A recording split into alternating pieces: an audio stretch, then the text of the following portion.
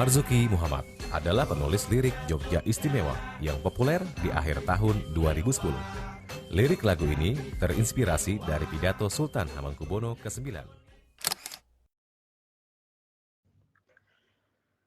Sultan Hamengkubuwono IX yang terlahir dengan nama Gusti Raden Mas Doro Jatun merupakan Wakil Presiden Republik Indonesia kedua yang menjabat pada tahun 1973 hingga 1978. Beliau juga merupakan Sultan Yogyakarta ke-9 yang bertahta mulai tahun 1940 hingga wafatnya pada tahun 1988. Beliau merupakan sosok pejabat publik yang elegan dan inspiratif. Sri Sultan sendiri juga merupakan seorang pegawai negeri sipil.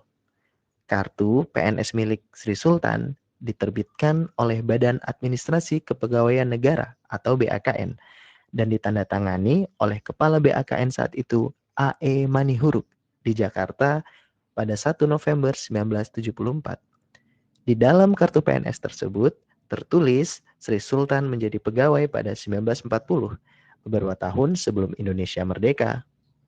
Sri Sultan mendapat nomor induk pegawai 0100000001 sehingga menjadikan beliau sebagai PNS pertama di Republik Indonesia. Hal ini membuat beliau menjadi contoh yang sangat relevan untuk diteladani. Sultan Hamengkubuwono IX merupakan contoh pejabat publik yang sangat menjunjung tinggi etika publik. Hal ini tercermin ketika Sri Sultan ditilang oleh aparat kepolisian di Pekalongan pada tahun 1969.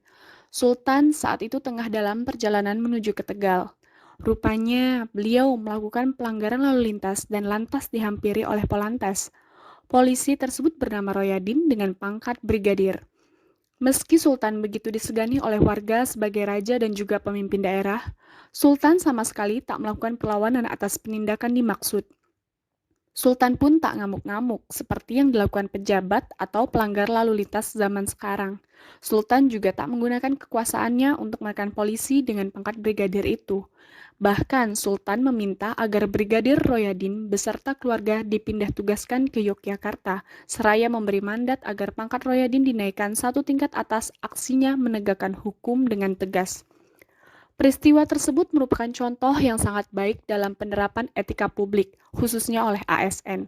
Tindakan Sri Sultan merupakan pengamalan atas salah satu nilai-nilai dasar yang harus dijunjung tinggi oleh PNS sebagaimana diatur dalam Pasal 6 Peraturan Pemerintah Nomor 42 Tahun 2004 tentang Pembinaan Jiwa Korps dan Kode Etik PNS, yakni ketaatan terhadap hukum dan peraturan perundang-undangan. Tindakan tersebut juga merupakan pengamalan atas kode etik ASN dalam UU ASN, yakni memegang teguh nilai dasar ASN dan selalu menjaga reputasi dan integritas ASN dengan nilai dasar, memelihara dan menjunjung tinggi standar etika yang luhur. Memperhatikan riwayat Sri Sultan sebagai sosok karismatik yang terpancar dari sikap yang rendah hati, hidup lurus, tulus ikhlas dalam memimpin, dilakukan secara sadar dan sengaja sebagai perilaku pemimpin yang dapat menjadi inspirasi dan mendewasakan manusia lainnya melalui upaya role model atau presiden baik.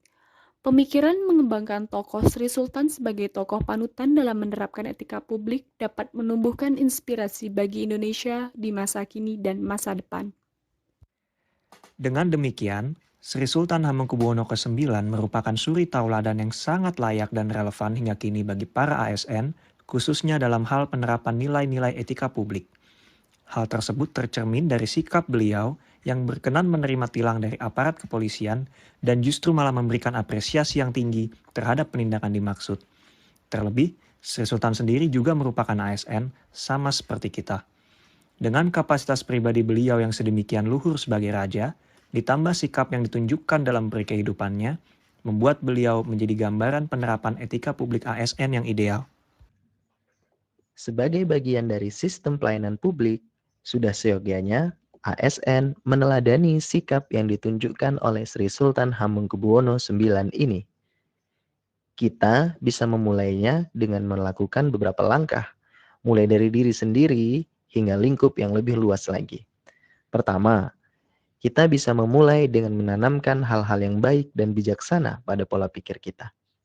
Kedua, Mari tumbuhkan kesadaran diri bahwa ASN adalah bagian yang tidak terpisahkan dari masyarakat, sehingga sikap dan perilaku ASN harus bisa menjadi panutan bagi masyarakat.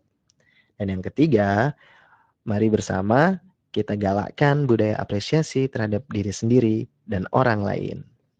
Oke, that's all.